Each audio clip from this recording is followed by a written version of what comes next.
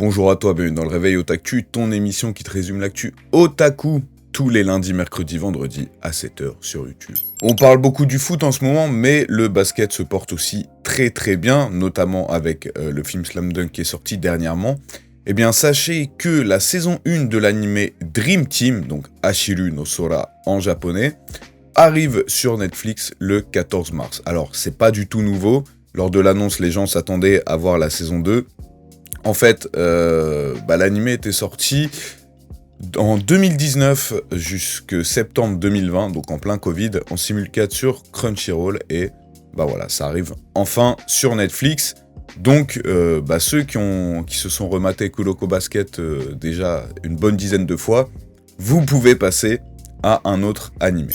Teasing d'un nouveau trailer pour Kaiju 8 qui sortira le 29 février à 4h du matin, heure française. Et on rappelle que l'anime est prévu pour avril, donc ça arrive très vite, dans un petit peu plus d'un mois maintenant. Ça y est, c'est officiel, c'est sorti.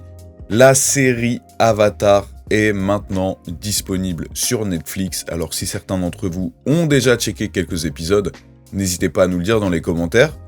Je vais peut-être me marathonner ça ce week-end. 8 épisodes, si c'est 8 épisodes d'une heure. Bon, 8 heures, c'est un sacré...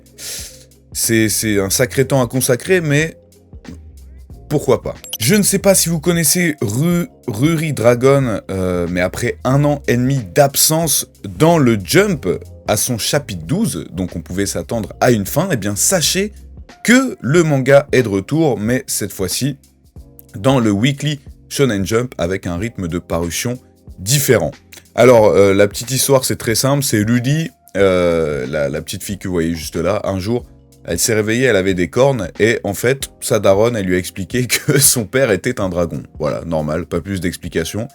Donc on va la suivre dans sa vie, c'est du slice of life, où il va falloir qu'elle gère un petit peu l'étonnement de ses camarades de classe sur le fait qu'elle se transforme physiquement, et aussi l'apparition de ses pouvoirs de dragon dans une vie normale.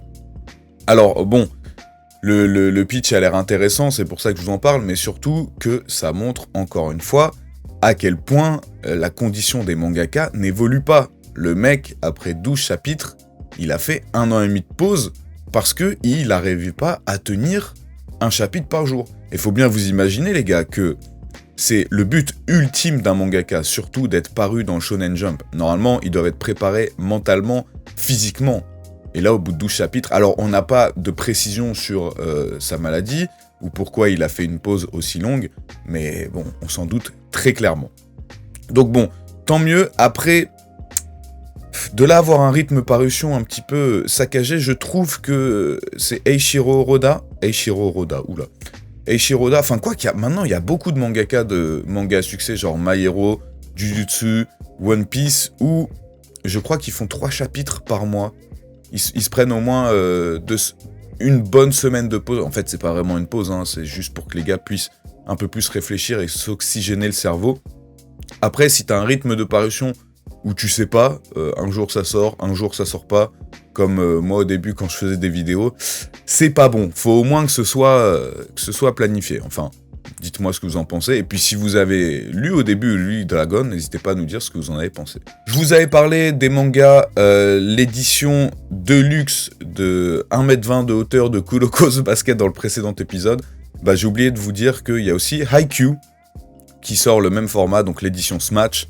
Donc pas 1m20 mais 120 cm sur 190, 19 tomes, 1 tome par mois, couverture et un dos dédié aux joueurs pour 12,49€, sortie du tome 1 le 24 avril. Pour les fans de Frieren, le tome 12 du manga va avoir le droit à une édition collector en France. On ne sait pas ce qu'il y aura dedans, mais ça sort le 2 mai 2024 et ce sera au prix de 13€. Vous pouvez déjà le précommander sur Amazon. Et voilà. Alors une annonce qui a fait grand bruit. Le studio Pierrot, donc connu quand même pour faire des animés assez cotés, a lancé un trailer sur un animé sur McDonald's qui sortirait donc le 26 février, donc ce qui fait lundi, si je dis pas de bêtises, voilà. Donc on voit dans le trailer ce qui semblerait être une sorte d'isekai qui transporte les gens dans le monde de McDonald's. Enfin, je sais pas, ça a l'air bizarre. Je sais pas si c'est juste un coup de communication ou si c'est un réel animé. Je vois très honnêtement pas comment tu peux faire tenir un animé complet sur McDonald's. Je vois pas ce qu'il y a à faire. À moins que tu les vois aller chasser des animaux, des dinosaures pour faire je sais pas. C'est une sorte de Dragon Quest où en fait il faut qu'ils aillent, je sais pas, aller chercher les ingrédients et pour ça ils doivent tuer des monstres, même à la Monster Hunter, j'en sais rien. Mais en tout cas, c'est pas bon signe parce que s'ils sortent un vrai animé, Studio Pierrot, et qu'ils ont laissé tomber, rappelez-vous, ils devaient nous sortir une sorte de reboot de 4 épisodes du début de Naruto en HD et que ça a été repoussé. On n'a aucune nouvelle de ça, on ne sait pas quand est-ce que ça va sortir. Si à la place, ils nous pondent ça, franchement, ça va pas. Moi, je vais pas être d'accord. Je vais pas être content. Après, oui, oui, peut-être l'animé sera lourd et tout, mais un animé sur McDo, qu'est-ce qu'on en a à faire? Très honnêtement, j'espère que c'est juste une blague. Quoique le 1er avril, on est encore loin. Si on était proche du 1er avril, j'aurais cru à une blague, mais là, pas du tout. Donc je sais pas. Dites-moi ce que vous en pensez. En tout cas, on en reparlera très certainement lundi. Je sais pas si vous le saviez, mais le spin-off sur Minato va avoir le droit à une adaptation en animé dirigé par Galactic Republic, qui sont un studio de production qui est juste fan de Naruto. Et ils nous ont sorti quelques images, et en regardant les images, ça a l'air plutôt propre, hein, ça colle très très bien à l'univers de Naruto, et niveau chara-design, je trouve ça très très beau. Après, on va pas relancer le sujet là-dessus, mais moi, les gens qui ont voté Minato, franchement, je comprends pas. Le perso qui gagne aurait eu le droit à un spin-off, il y avait tellement plus de personnages qui méritaient quelque chose, et dont on aurait pu savoir plus. Par exemple, le père de Kakashi, Hashirama ou Tobirama pour en savoir plus sur le clan Senju, le père de Sasuke, ça aurait été aussi stylé, Shizui, enfin, le lore de Naruto est tellement énorme, je n'ai pas compris pourquoi les gens ont choisi Minato, mais bref, voilà, je divague, je change de sujet. Quel personnage pour vous, tiens, ça m'intéresse, aurait mérité son spin-off et aurait pu nous apprendre des choses très intéressantes, très importantes sur Naruto qui sont jusqu'à maintenant un petit peu caché. Même Kimimaro, putain, ça aurait été trop grave. Pour aujourd'hui, merci à tous d'être jusque-là. N'oubliez pas le petit like, c'est très très très important pour le référencement. Je vois que vous le faites un petit peu moins de temps en temps et les vues commencent à tomber. Voilà, c'est fini pour aujourd'hui.